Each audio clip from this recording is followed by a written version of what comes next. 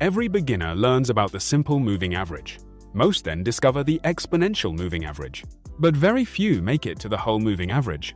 And that is a problem, because it solves the single biggest flaw that makes standard moving averages frustrating to trade: lag. The person who created it, Alan Hull, had one goal: build a moving average that is nearly as responsive to current price as a very short period average, but as smooth as a long period average. What he ended up with changes the way you interact with a moving average entirely. Today, the AI covers the exact settings for the 5-minute, 15-minute, and 1-hour chart, 3 complete strategies, and the confirmation tools that turn this indicator into a genuine edge. Here is how the whole moving average works, without getting into the mathematics beyond what is useful. It takes a weighted moving average, subtracts a portion of a slower weighted moving average, and then applies a second weighted moving average to the result using the square root of the period as the final length. What matters in practice is that the output moves faster than a standard or exponential moving average of the same period, and it does so with significantly less lag. It also changes color when it is rising versus falling in most TradingView implementations, which makes directional reads instant. The primary input is the period. Shorter periods produce a faster, more reactive line. Longer periods produce a smoother trend line with less whipsaw. Because the whole moving average reduces lag so effectively, you do not need to use extremely short periods to get responsive signals the way you do with a simple or exponential moving average. On the 5-minute chart, the fast setting is period 9.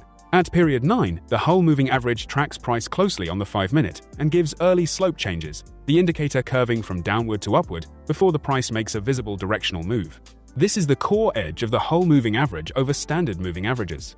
It tells you the direction is changing before a slow moving average would confirm it. The strategy is slope direction entry, when the whole moving average curves upward and changes from the downslope color to the upslope color, and price is simultaneously holding above the indicator line. That is a long signal. When it curves downward and flips color with price below the line, that is a short signal. The confirmation tool is the relative strength index at period 14. The relative strength index measures the speed and magnitude of recent price changes from 0 to 100. Only take long signals when the relative strength index is above 50, showing that price momentum is bullish, and only take short signals when the relative strength index is below 50. This single filter removes the majority of false slope changes that happen during congested, directionless price action.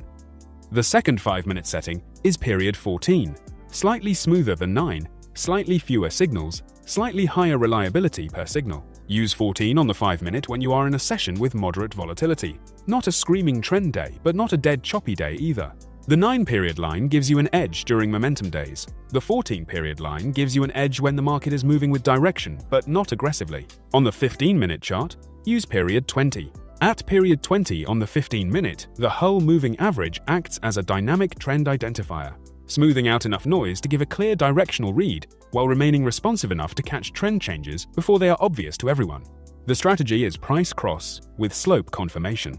When price pulls back to the 20-period whole moving average line on the 15-minute, and the line is still sloping in the direction of the original trend, that pullback to the indicator is a continuation entry, not a reversal signal. The line acts as dynamic support in an uptrend and dynamic resistance in a downtrend. The confirmation tool is the volume-weighted average price. The volume-weighted average price calculates the average price weighted by all volume traded throughout the session. When the 15-minute pullback to the whole moving average coincides with price also testing or holding above the volume-weighted average price, the confluence of two dynamic levels significantly increases the probability of the continuation trade working. The second 15-minute setting is period 34. Longer period, smoother output, fewer signals per session. Use 34 during trending days where you want to stay in a directional trade for a larger portion of the move, rather than getting shaken out by minor pullbacks. A 34-period whole moving average on the 15-minute defines the broader intraday trend rather than individual wave movements. On the 1-hour chart, use period 50. The 50-period whole moving average on the 1 hour is a macro trend filter. Before you trade any 5-minute or 15-minute setup, glance at the 1-hour whole moving average. If it is sloping upward with a clean curve and price is above it, the macro intraday bias is bullish, and your lower timeframe long signals deserve more confidence. If it is sloping downward with price below it, the macro bias is bearish, and short signals on the lower timeframes carry more weight. This is not where you take entries, this is where you set the context for everything you do on the lower timeframes. The strategy for the 1-hour 50-period whole moving average is trend filter plus Fibonacci retracement zones.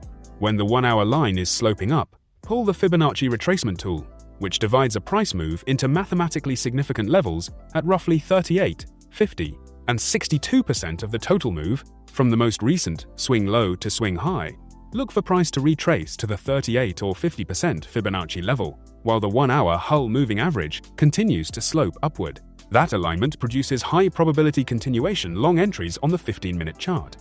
The second 1-hour setting is period 89. The number 89 is drawn from the Fibonacci sequence, the sequence of numbers where each is the sum of the two before it, and is used by a significant portion of professional traders when configuring longer period moving averages. The 89-period Hull moving average on the 1 hour defines the dominant multi-session trend. It changes slope rarely, and when it does, it signals a meaningful trend shift worth paying attention to on all lower timeframes. The advantage the Hull moving average has over every standard or exponential moving average at the same period is that it gets you into trend changes earlier and gets you out of them earlier. That difference in responsiveness, especially on the 5-minute and 15-minute charts, compounds into a meaningful performance edge when you consistently apply it with the confirmation tools covered in this video. The full guide with every setting variant and the exact entry rules for each strategy is in the pinned comment below. Educational, not financial advice. The AI will see you in the next one.